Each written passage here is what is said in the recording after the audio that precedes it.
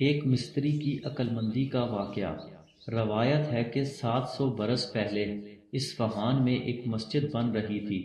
کام تقریباً مکمل ہو چکا تھا اور کاریگر چھوٹے چھوٹے آخری کام کر رہے تھے۔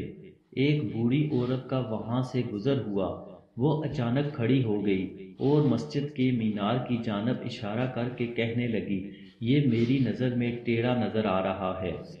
کاریگر ہنسنے لگے تو بڑے مستری نے کہا، خاموش، جلدی سے ایک لمبی اور مضبوط لکڑی لاؤ اور چند مزدور اکٹھے کرو۔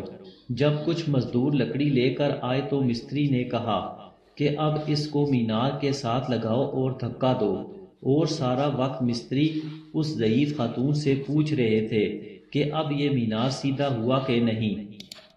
چند منٹ بعد وہ بوڑھی بولی کہ اب سیدھا ہو گیا ہے، اور دعا دے کر چل پڑی۔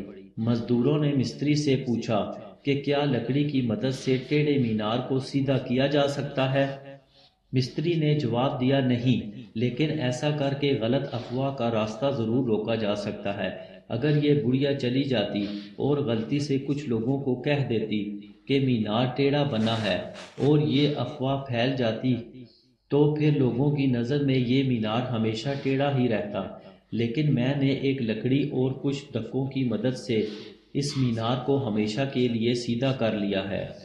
افواہ سے ڈریں، اگر بروقت کسی طریقے سے اس کا سدباب کر لیں تو آپ کی زندگی کا مینار بھی ہمیشہ سیدھا رہے گا۔